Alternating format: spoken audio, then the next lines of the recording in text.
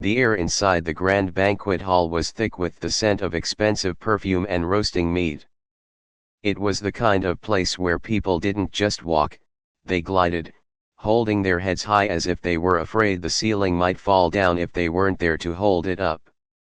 Every table was draped in white linen that looked so crisp it could cut paper, and in the center of each table sat massive flower arrangements that blocked the view of anyone sitting on the opposite side. The room was buzzing, filled with the constant hum of low voices, the sharp clinking of silverware against fine china, and the soft pop of champagne corks being freed from their bottles. In the middle of all this sat the grand piano. It was a monster of an instrument, black and shiny, taking up a corner of the room like a sleeping bear. For most of the night, it had been silent. It was just there for decoration, something to look at, much like the expensive statues standing near the entrance. No one really intended for it to be played. The real entertainment was scheduled to come later, a jazz band that was currently on break. Standing near the entrance to the kitchen, away from the circular tables where the important people sat, was a young woman named Elena. She was not a guest. She was staff. She wore the standard black uniform, a simple button-down shirt and a long skirt that felt a bit too tight around the waist after standing for 6 hours. Her shoes were comfortable black flats, the only good thing about her outfit, but even those were starting to pinch her toes. Elena was usually a back-of-house worker.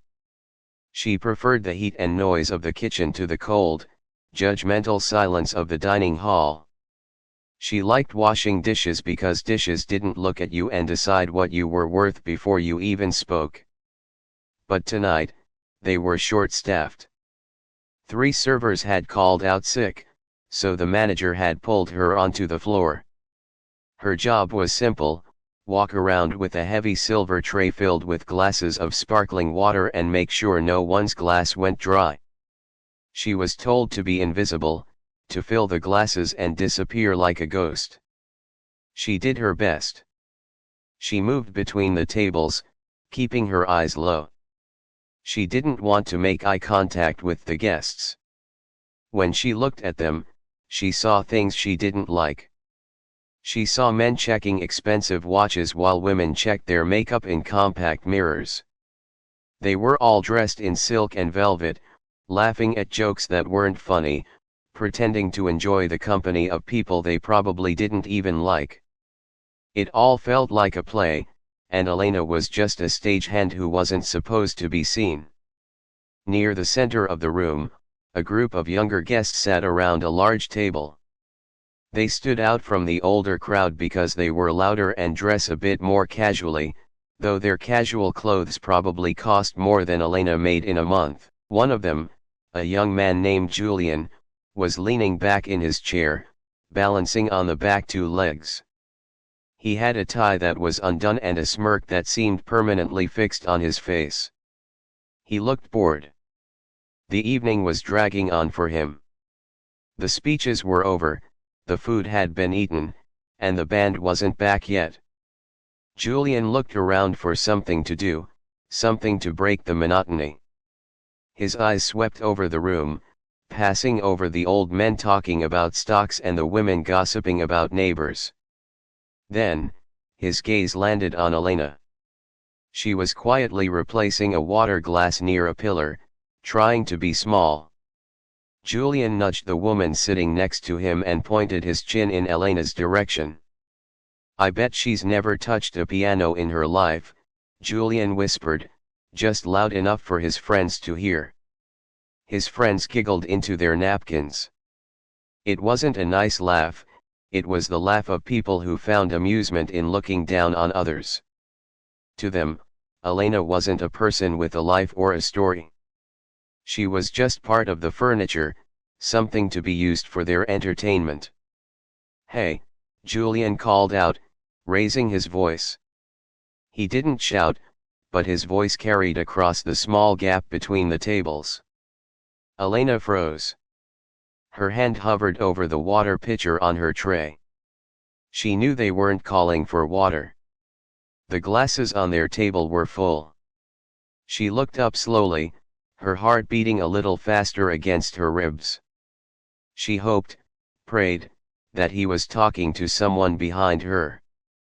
But when she looked, there was no one there. He was looking right at her. "You, with the tray," Julian said, waving his hand as if he was summoning a dog. "Come here for a second." Elena looked around nervously. She saw a manager across the room, busy scolding a busboy.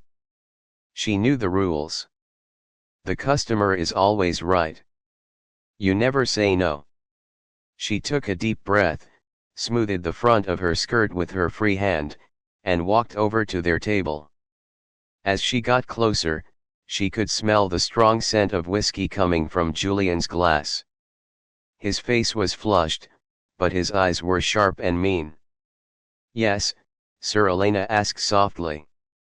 Her voice was polite, quiet. She kept her eyes on the empty space between Julian and the woman next to him. She didn't want to look him in the eye. "We have a problem," Julian said, setting his glass down with a heavy thud. "It's too quiet in here. The band is lazy, and we need some music." He paused for effect, letting the silence stretch out at his table. His friends were grinning now, sensing a prank coming. "I saw you looking at the piano earlier," Julian lied. Elena hadn't looked at the piano once, but that didn't matter. "You look like you have the hands for it. Do you play?" The table went quiet.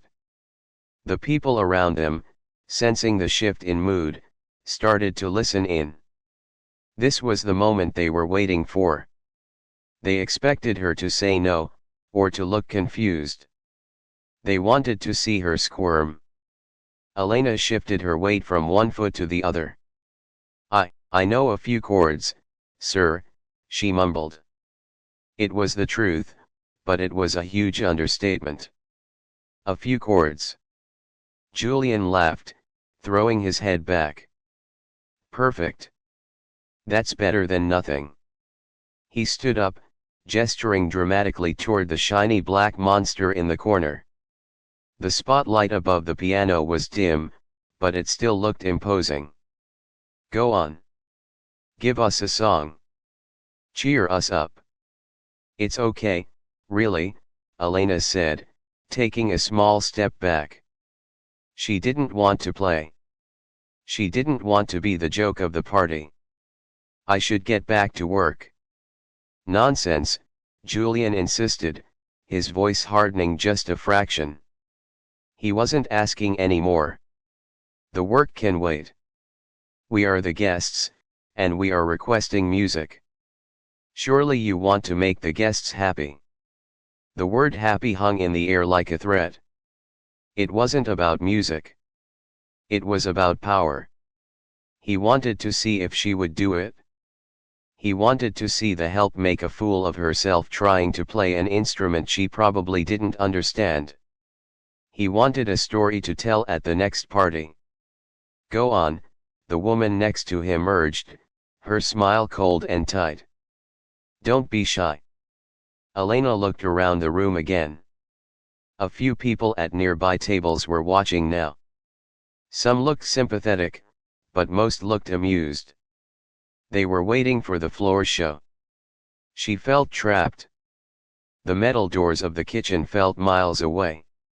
If she refused, Julian could complain to the manager. If she complained, she might lose her job. She had rent to pay, and she couldn't afford to lose a shift. She looked at the piano. It sat there, silent and waiting. It looked different to her than it did to them. To them, it was just furniture. To her, it was a memory. It was a dusty upright in a small living room where she used to live. It was the sound of rain hitting a window pane in the afternoon. It was the only thing that ever made her feel like she was worth something. With a heavy sigh, Elena slowly lifted the heavy silver tray from her hands. She set it down carefully on a small side table nearby. The sound of the metal hitting the wood was like a starting gun. "All right," she whispered, more to herself than to them. "Atta girl," Julian said, sitting back down and crossing his arms, a triumphant look on his face. "Let's hear what you've got." Elena turned away from the table. The walk to the piano felt like the longest walk of her life. The plush carpet absorbed the sound of her footsteps, making the journey feel surreal. As she got closer, the lights seemed to get brighter. The chatter in the room began to die down, replaced by a low murmur of curiosity. People were turning in their chairs to see what was happening. She reached the piano bench. It was polished black leather. It looked cold. She stood there for a moment, looking at the white and black keys. They were pristine, unmarred by fingerprints. She hesitated. Her hands were shaking slightly, not from fear, but from the sudden rush of adrenaline. She knew what she was capable of, and she knew these people weren't ready for it. But she also knew she couldn't back down now. Julian and his friends were watching her back, waiting for the first clumsy note. They were ready to laugh. They expected her to fumble. They expected a joke. Elena took a deep breath, filling her lungs with the cool air of the banquet hall. She smoothed her skirt again, then sat down on the bench. It was firm and unyielding. She placed her hands on her knees for a second, centering herself, blocking out the room, the smells, the people, the judgment. She thought of the music. She thought of the melody that had been playing in her head since she was a child.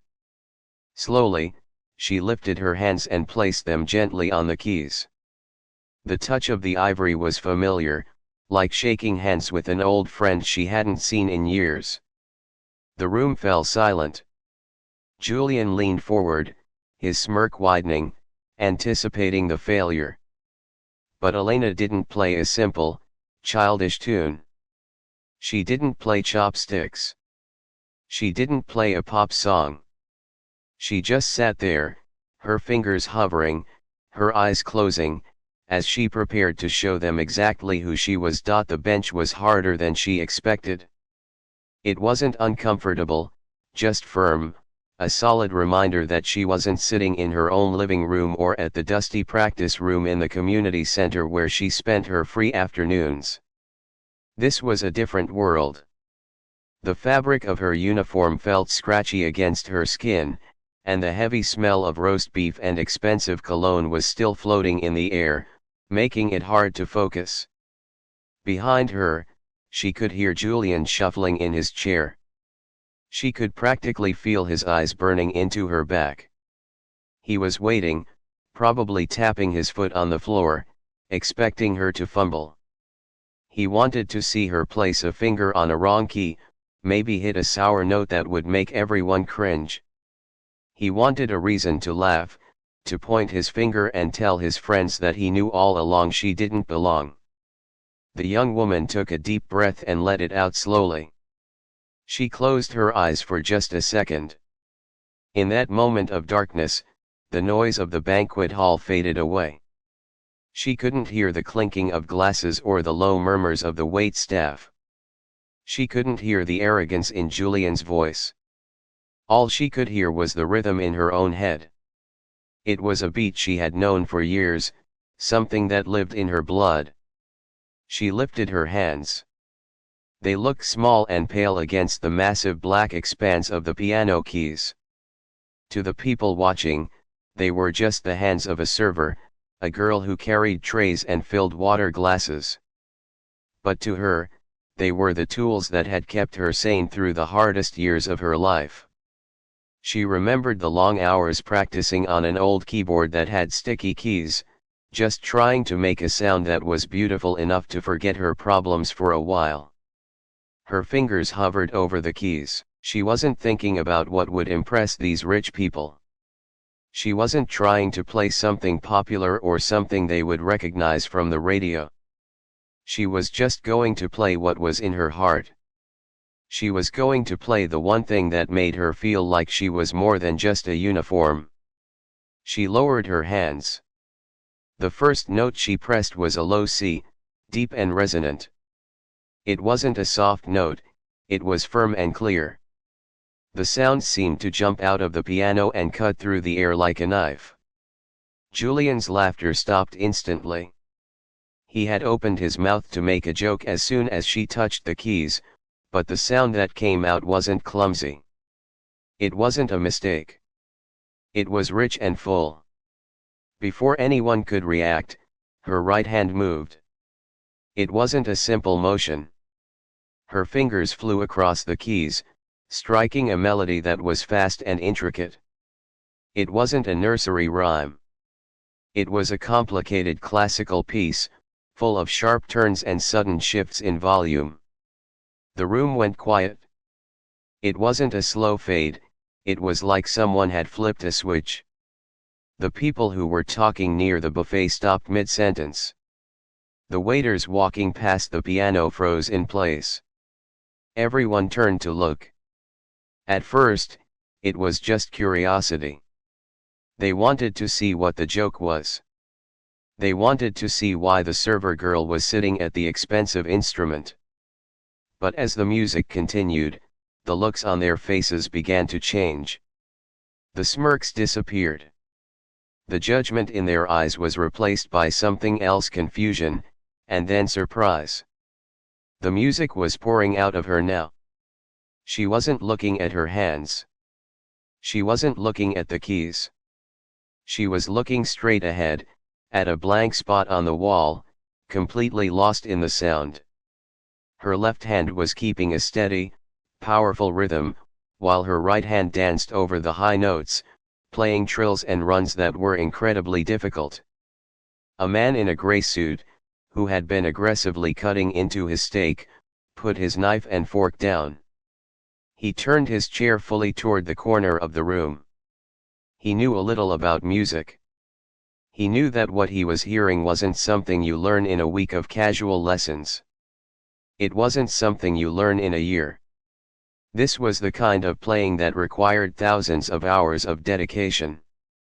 It was the kind of playing that required a soul. Julian's smile was gone. He sat forward, his elbows resting on the table, his eyes narrowed. He looked confused. He tapped his finger on the table, trying to find a flaw in the rhythm, trying to find a reason to mock her, but he couldn't. She was perfect. Every note was exactly where it was supposed to be. The timing was impeccable. The young woman didn't care about Julian anymore. She didn't care about the room full of wealthy strangers. She was playing for herself.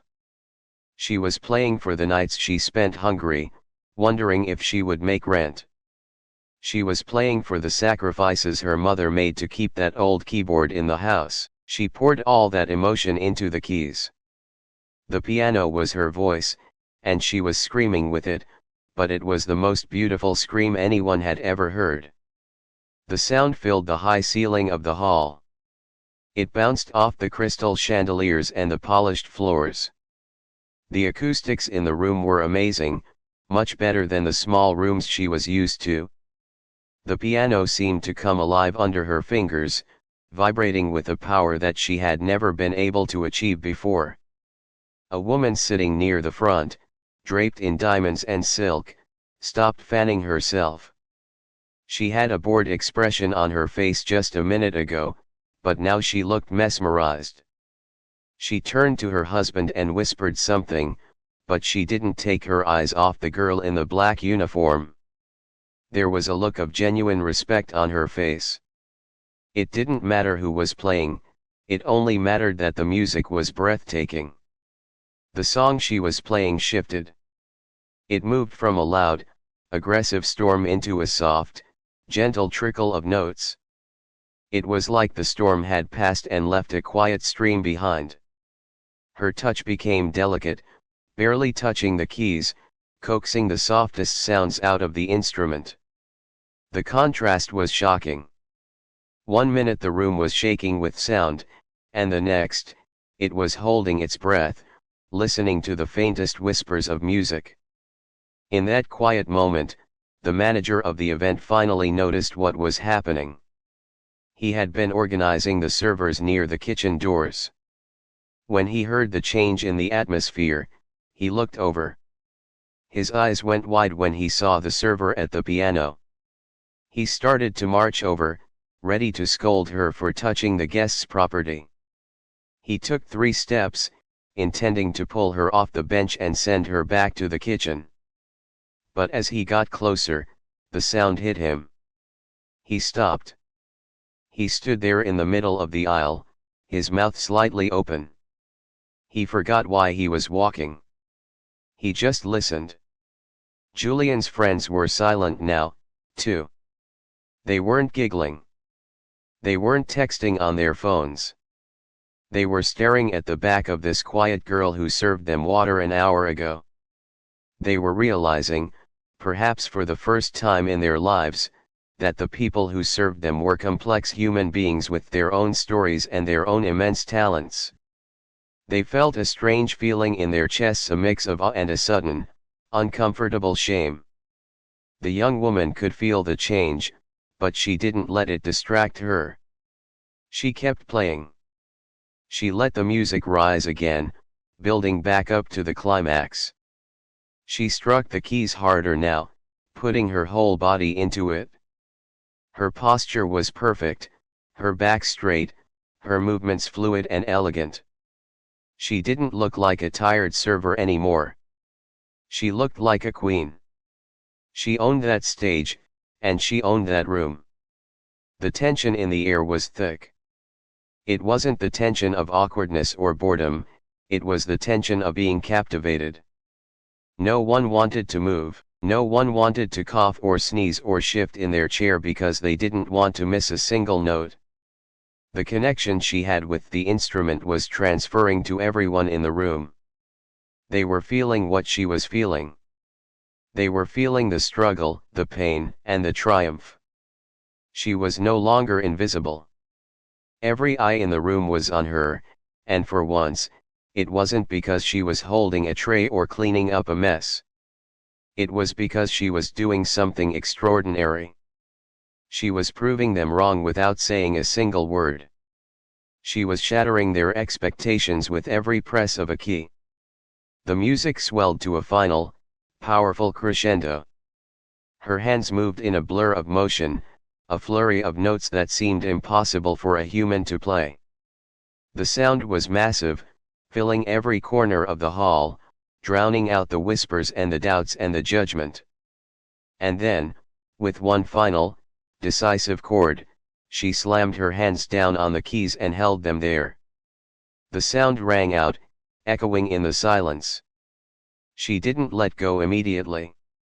She let the vibration fade naturally, hanging in the air like a mist. She sat there, chest heaving slightly, her hands resting on the keys. The silence that followed was the loudest sound she had ever heard. The final chord seemed to hang in the air forever, vibrating against the tall ceiling and the polished floor. It was a heavy, deep sound that seemed to press right against the chest of everyone in the room. Usually, when music stops, there is a moment of shuffling, a cough, or the clinking of a spoon against a saucer. People instinctively fill the silence. But tonight, there was none of that. The banquet hall was so quiet you could have heard a pin drop, or maybe just the rapid breathing of the people sitting in the front row. The young woman sat on the bench, her hands still resting on the keys. She didn't pull them away immediately. She needed that moment to come back to reality. For the last few minutes, she hadn't been a server in a tight uniform, she had been a conductor of emotions. She had been somewhere else entirely. Now, as the sound faded into nothingness, the cold air of the room rushed back in. She could feel the hardness of the bench under her legs and the sticky heat of the spotlight above her. She slowly pulled her hands back into her lap and folded them together. Her fingers were trembling slightly, not from fear this time, but from the rush of adrenaline that was flooding her system. She kept her eyes fixed on the music stand, which was empty.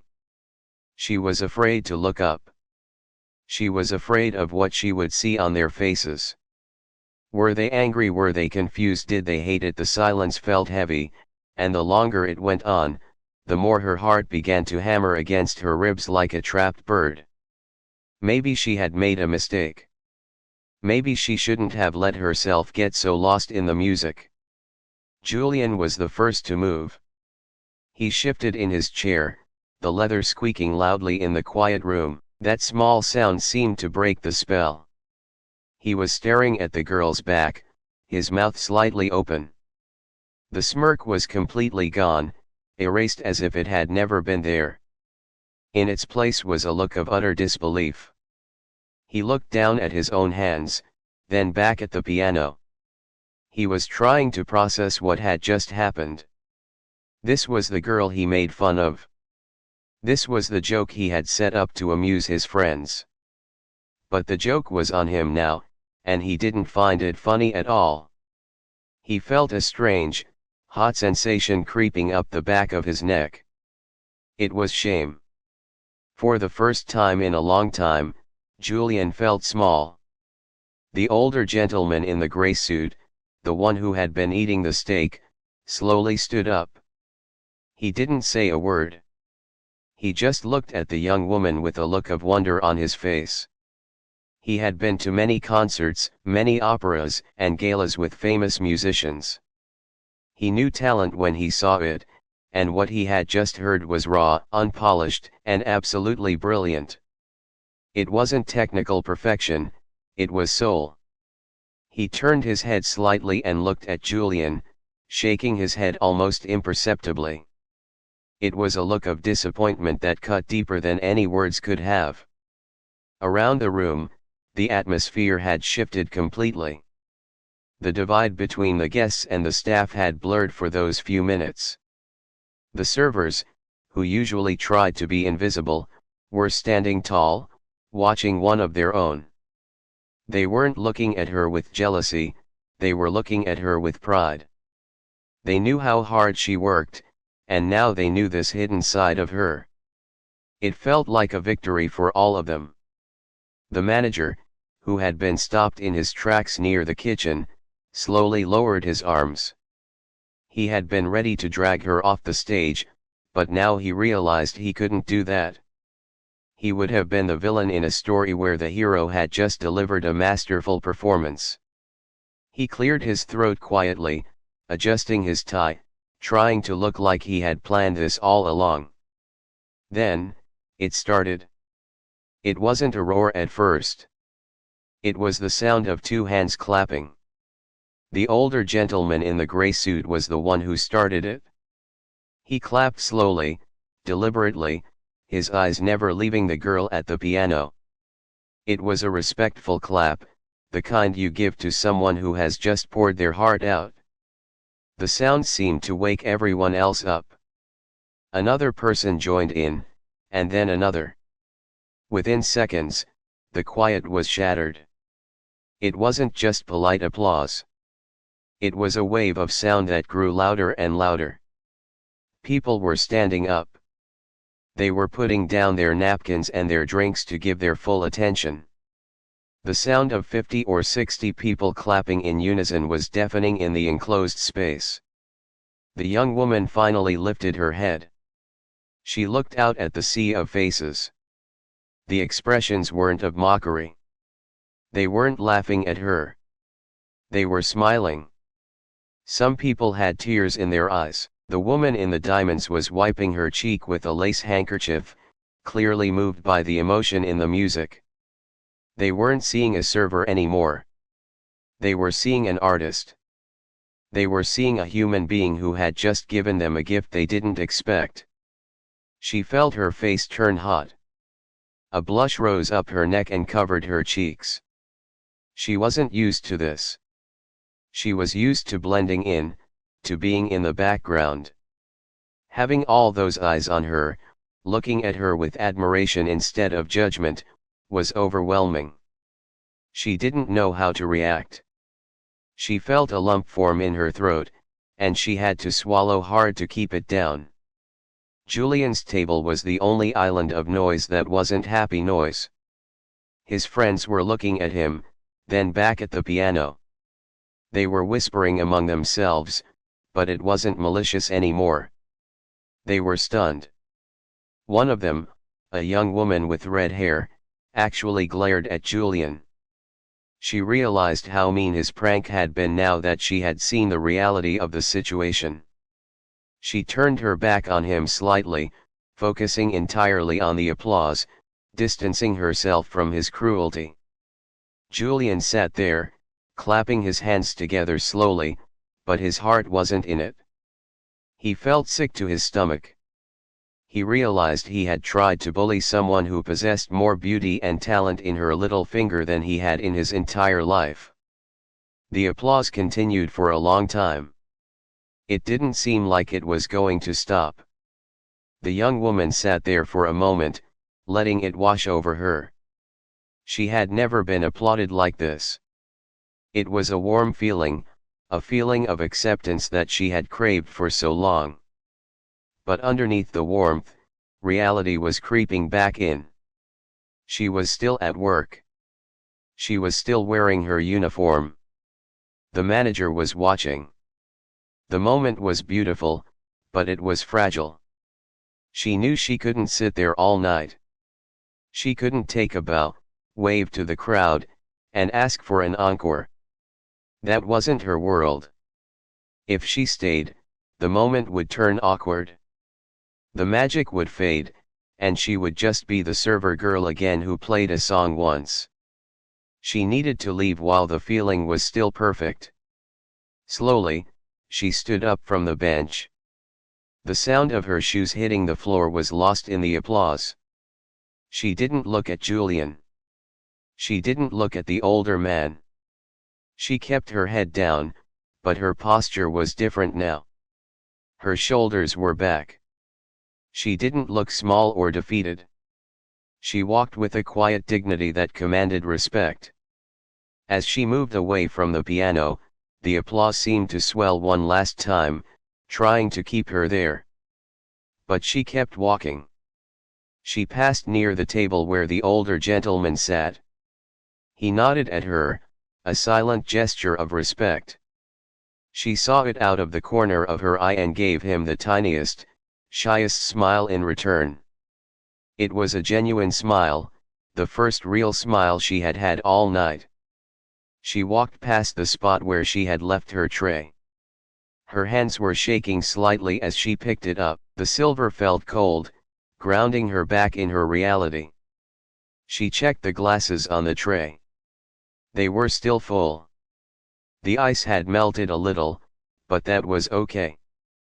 The manager was standing in the aisle now, blocking her path slightly. He looked at her, his face a mix of confusion and awe. He didn't know whether to scold her for leaving her station or to thank her for saving the party.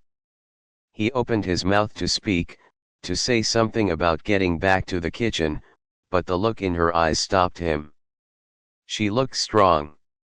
She looked different than she had an hour ago. He closed his mouth and stepped aside, letting her pass. She walked through the tables, but the path felt wider now. People parted for her. They stopped talking to watch her go. The energy in the room had completely changed. It wasn't stiff and formal anymore, it was alive. The music had loosened something up. It had reminded them that they were human. She didn't go back to the main floor to refill glasses. She couldn't do that. She couldn't go back to pretending she was a ghost after that. She walked straight toward the metal doors that led to the kitchens, her head held high, the applause finally starting to die down behind her, replaced by a buzz of excited conversation. She pushed through the doors, and the noise of the party faded away, replaced by the clatter of pots and pans and the shouts of the cooks.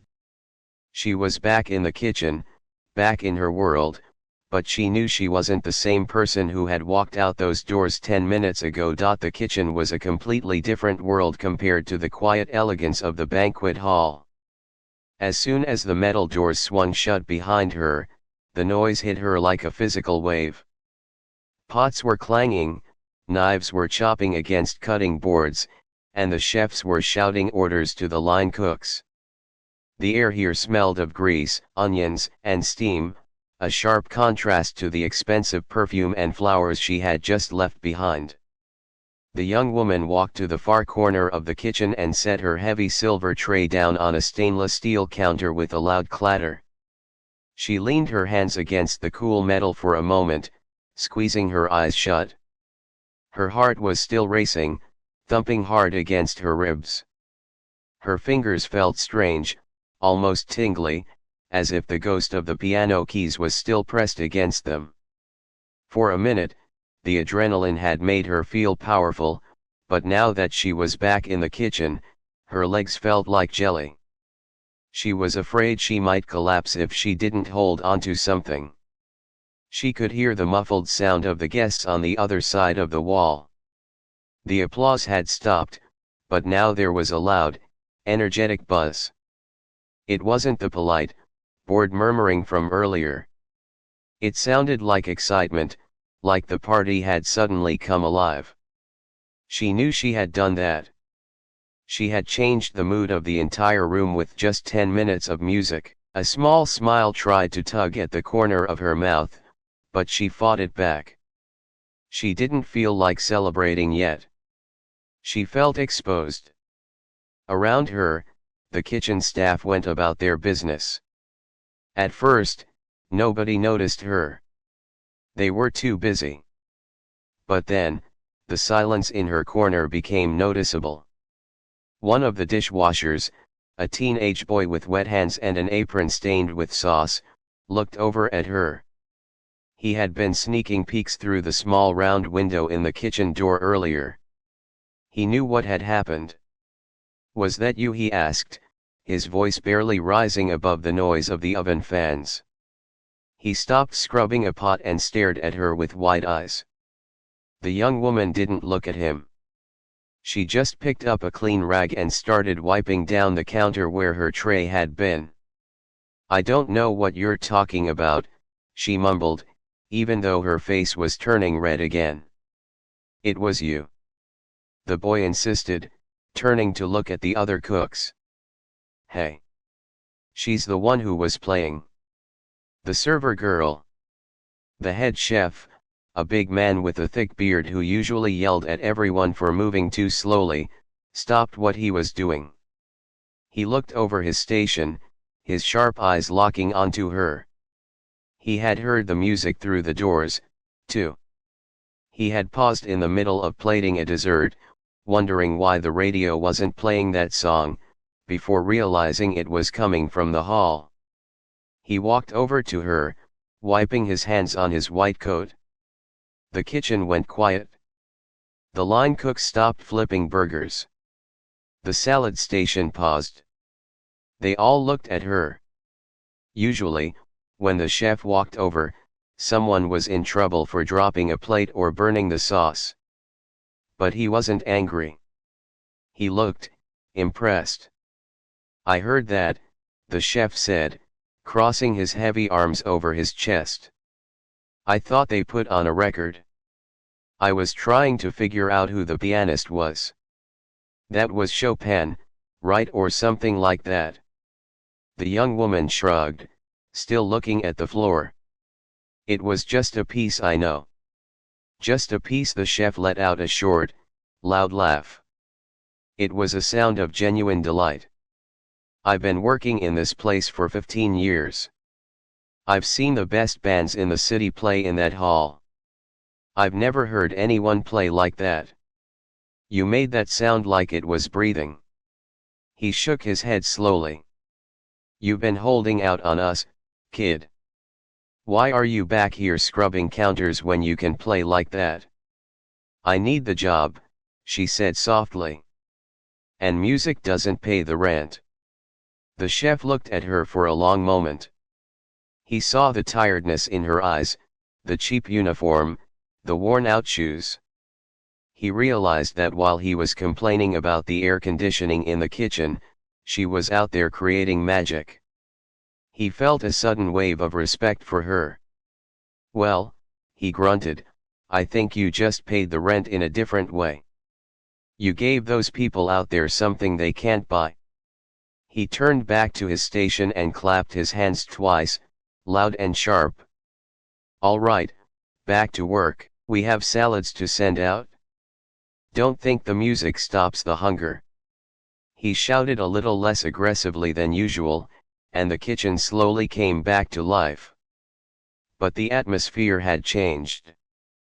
People were stealing glances at her now, not with pity, but with curiosity. They were seeing her differently. She wasn't just the quiet girl who kept to herself anymore. The young woman took a deep breath, trying to steady herself. She picked up her tray again. She had to go back out there. The desserts were ready, and it was her job to serve them. The thought of walking back into that room made her stomach twist into knots. What if Julian said something? What if they looked at her and laughed? Now that the music was over, she walked to the kitchen doors and waited for the signal from the manager. She could hear the buzz of conversation on the other side getting louder. She pushed the door open and stepped back into the banquet hall. The change was immediate. As she stepped onto the plush carpet, heads turned. It wasn't just polite glancing, people were actually turning around in their chairs to look at her. The moment she appeared, a ripple of movement went through the room. It was as if they were trying to see if she looked different. She walked to her first table. It was a table of 4 older couples who had been ignoring her all night. As she approached, holding a tray of small chocolate cakes, the woman nearest to her stood up. This surprised the young woman so much that she nearly stopped walking. "Excuse me," the woman said. Her voice wasn't snooty or demanding. It was kind. "We were just talking about you." That was extraordinary. Truly extraordinary. Thank you," the server whispered, placing a plate down gently. Her hand was shaking just a little. "Where did you learn to play like that?" a man at the table asked, leaning in. He didn't look at her uniform. He looked right at her face. "My grandmother taught me," she said, finding her voice a little bit. "She had an old piano.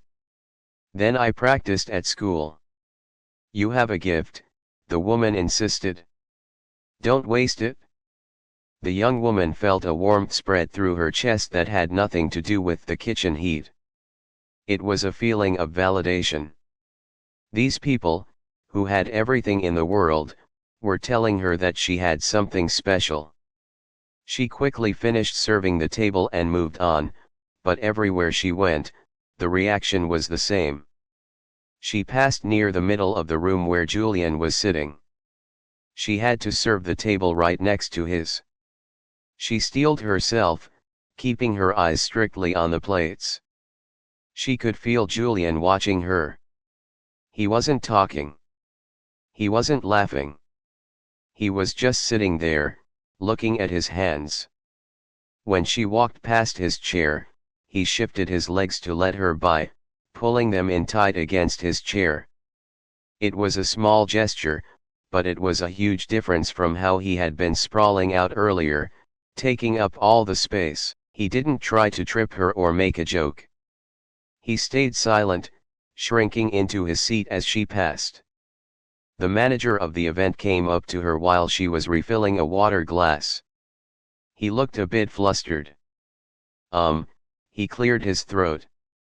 "A few of the guests have been asking me if you take requests. Or if they can hire you for private parties." She looked at him, shocked. "They want to hire me?" "Yes," the manager said, looking annoyed that he wasn't the center of attention. "It seems you're the hit of the evening. Just stick to serving for now. We can't have you playing all night, "We have a band coming back." But he didn't scold her. He didn't tell her she was out of line. He actually gave her a small, awkward nod before walking away. For the rest of the night, the job felt different. It was still hard work. Her feet still hurt, and the tray was still heavy. But the invisible wall between her and the guests was gone. They smiled at her. They thanked her. They looked at her with a new kind of respect. They knew she was more than just a uniform. They knew she had a soul. She went back to the kitchen one last time to pick up coffee service. As she waited for the machine to finish brewing, she leaned against the counter and exhaled a long, shaky breath. She thought about her grandmother, about the old piano, and about the dreams she had pushed down deep inside herself because she thought they were impossible.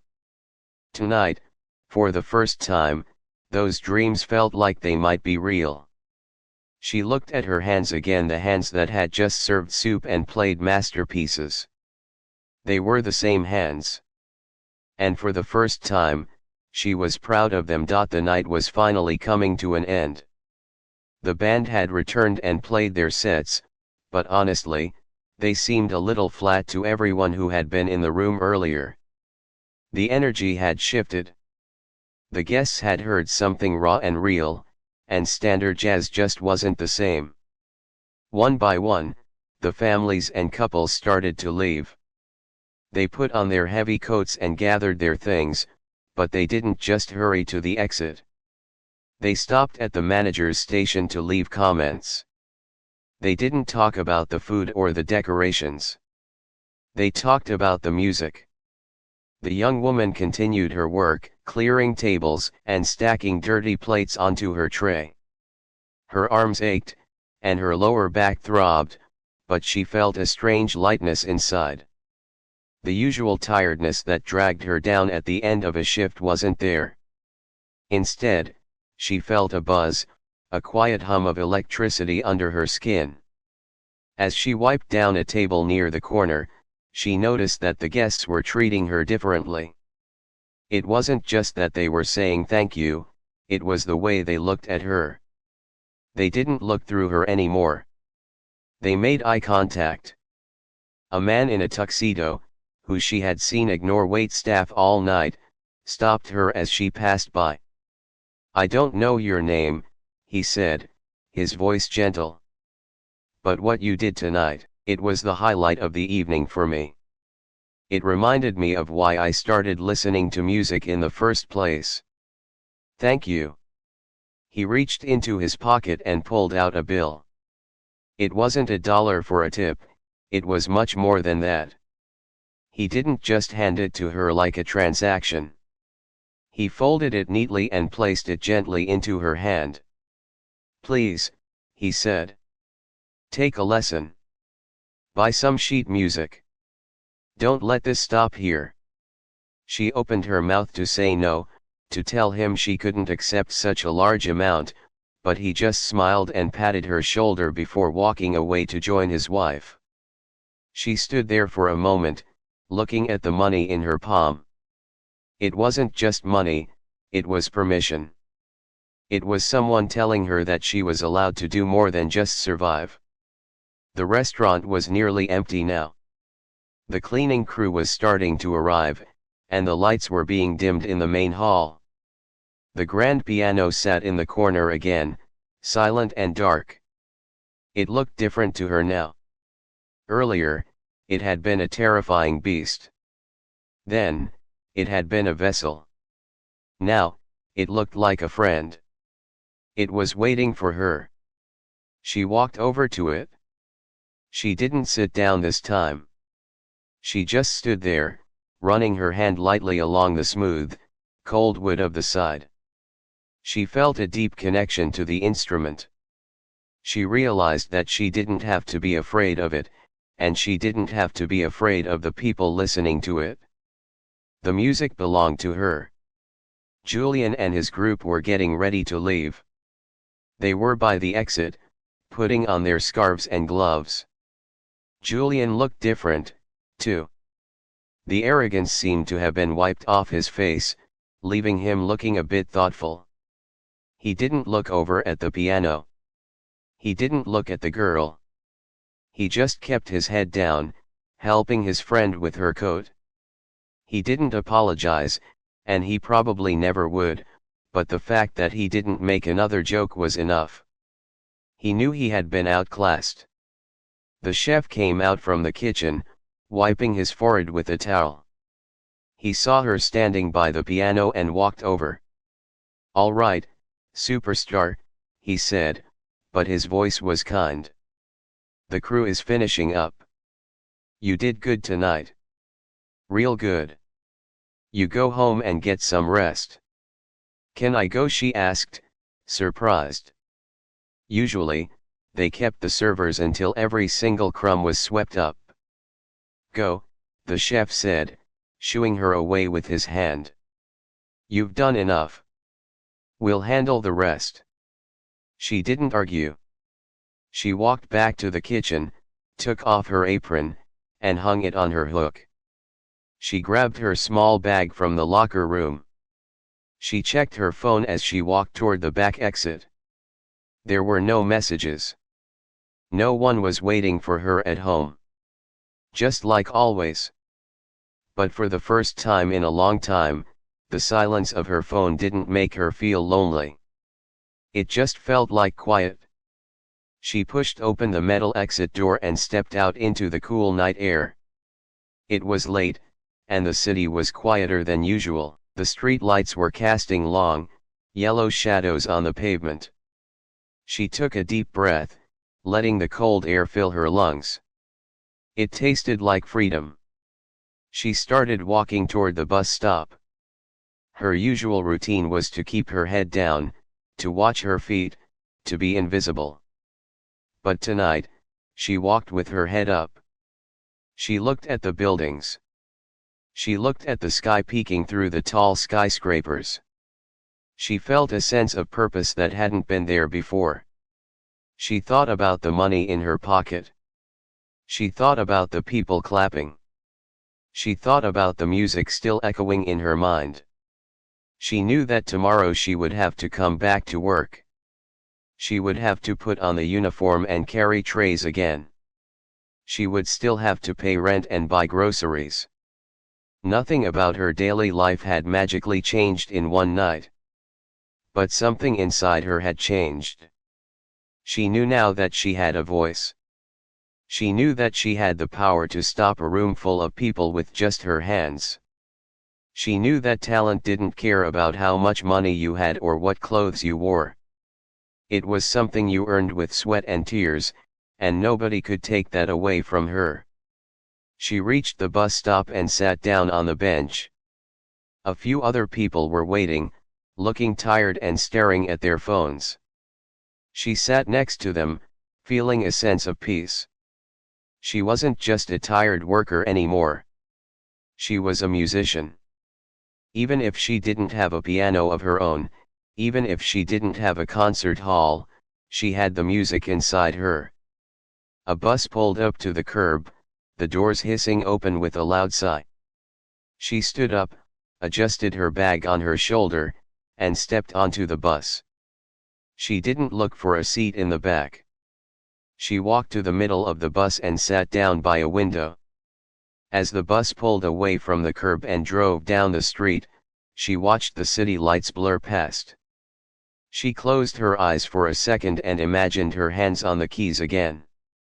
She could see herself playing in a hall filled with people who came just to hear her. It wasn't a fantasy anymore, it was a goal. It was a possibility. The young woman smiled, a real, genuine smile that lit up her face in the reflection of the dark window.